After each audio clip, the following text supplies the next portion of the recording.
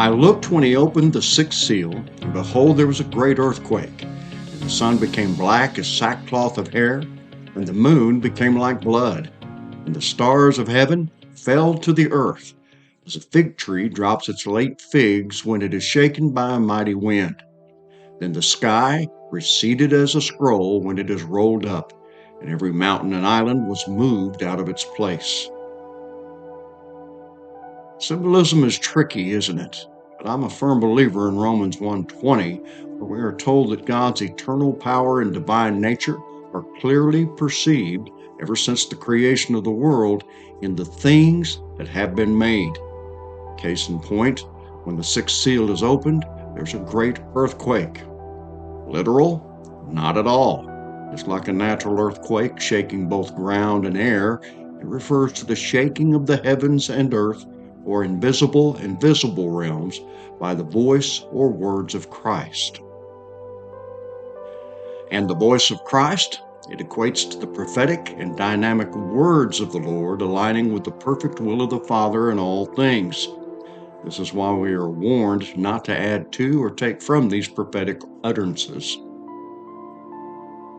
The fact that there's a great earthquake reveals great tribulation, not an event, but an ongoing and indefinite period incorporating the past 2,000 years of history, as well as our present time and what will transpire in the days ahead.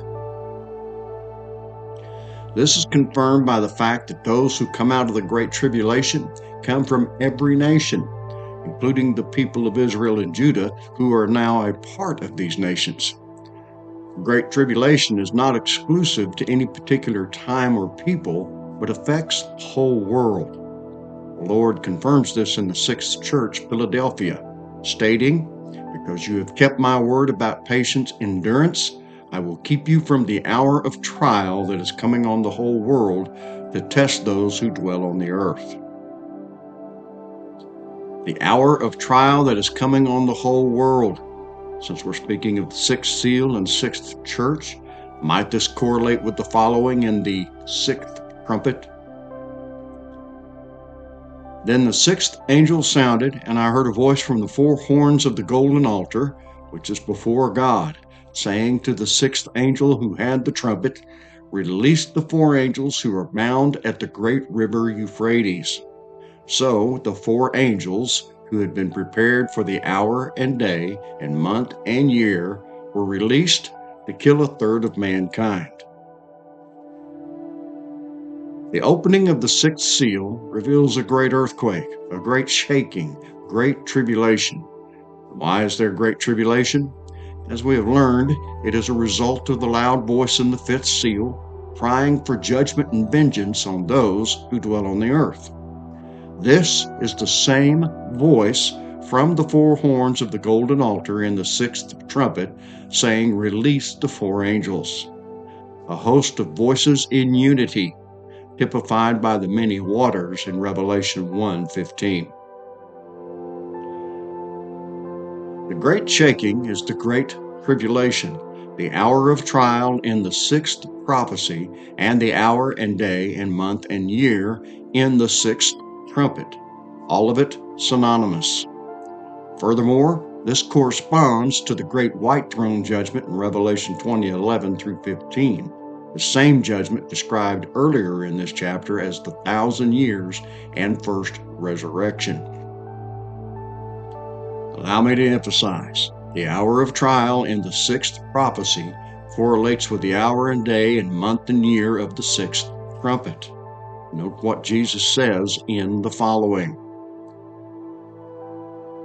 Jesus answered, "Are there not 12 hours in the day? If anyone walks in the day, he does not stumble, because he sees the light of this world. But if one walks in the night, he stumbles, because the light is not in him." On the first day of creation, God called the light day.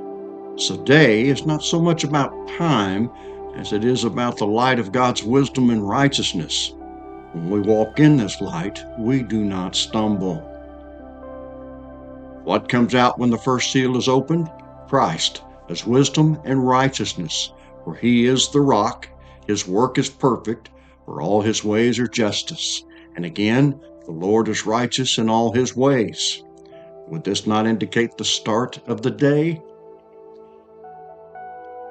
Jesus said there are 12 hours in the day.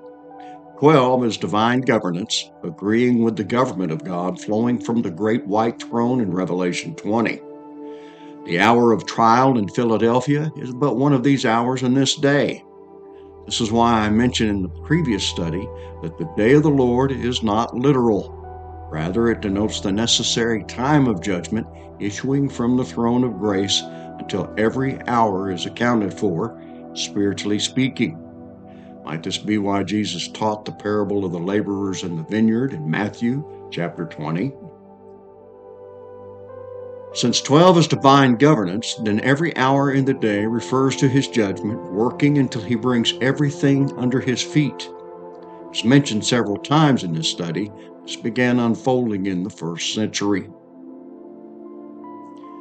Not only does the sixth seal reveal the Great Tribulation beginning in the first century, but also what results from it. The first thing mentioned following the great earthquake is the sun becoming black as sackcloth of hair and the moon becoming like blood. This corresponds to the fourth trumpet in Revelation 8:12, the fourth bowl in Revelation 16:8, and the fifth trumpet in Revelation 9:2. And what does all of this mean? To understand, let's go with the principle of first mention. This is the fourth day of creation, where God creates the two great lights of the sun and moon. In other studies, I show that the light of the sun and moon, or two great lights, symbolize the glory of the light of the two covenants, old and new.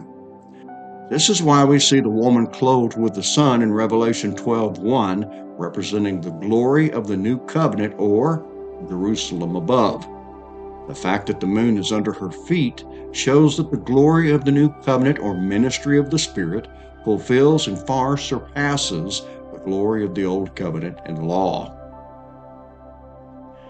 To emphasize, the sun and moon in the sixth seal points to the glory of the two covenants, old and new, the law and its spiritual nature, which is love.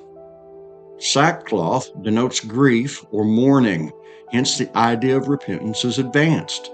This corresponds to the word rendered woe or woes in Revelation 8:13, 9:12, 11:14, and 12:12, and alas in Revelation 18:10, 16, and 19. Amazingly, this word is used a total of 14 times in Revelation, the number of deliverance or release, the double witness of spiritual perfection. Isn't repentance the beginning stage of our deliverance? As one might guess, the idea of grief or mourning agrees with judgment, does it not? And why is this?